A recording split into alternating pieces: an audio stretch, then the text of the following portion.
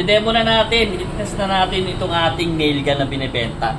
Ayan, Bistec brand po yan. So, ito po yung package na kasama. So, meron siya kasamang 50 pieces na bala. Ayan, meron din siyang glass for safety. Tapos, ito yung ating nail gun. Ayan, may panlinis din siya. Tapos, may mga spare parts din siya na kasama and with oil.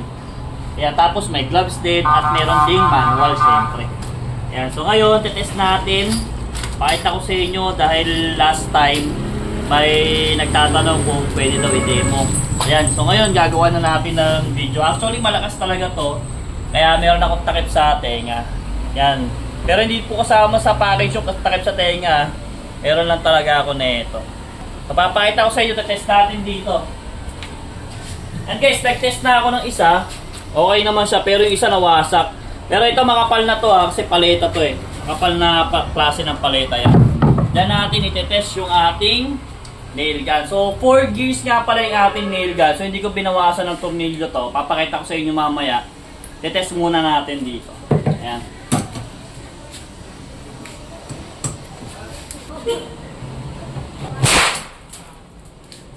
Ayun. Nawasak siya, di ba? Lakas. May tumalsik pa sa akin. Ayan, nakalimutan pa natin magsalamin. So, yun nga, dahil sa sobrang lakas siya, nakita nyo, butas siya. So,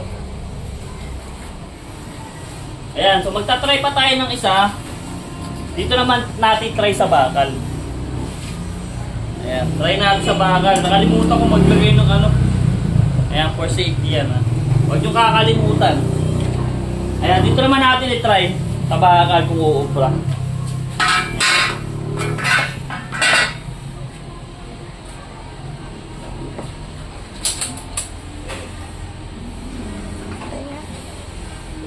Try natin dito, sa bakal. Kaya pakita ko sa inyo Natatakot siya sa kasi malakas talaga siya. Pero yan, try na rin natin, isa na lang. Dito sa may bakal. Ayan, sa tubular. Isa na lang ito eh. Ayan, natatakot. Try natin. Yun. Yan guys, oh. Pakita ko sa inyo. Baon talaga siya doon sa tubular. Ayan o, baon siya. So, ang lakas po niya. Talagang pumuputok. Okay. Ako sa mga gustong mag-order at yung nag-request ng demo, video, or test dito sa ating nail gun. Ang lakas po niya. Ayoko na ulitin kasi natatakot siya sa ako. Okay, yan o. Nakita nyo naman o. Talagang bumubutas.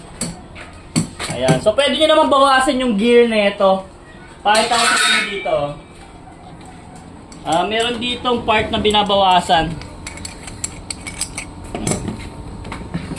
Ayun.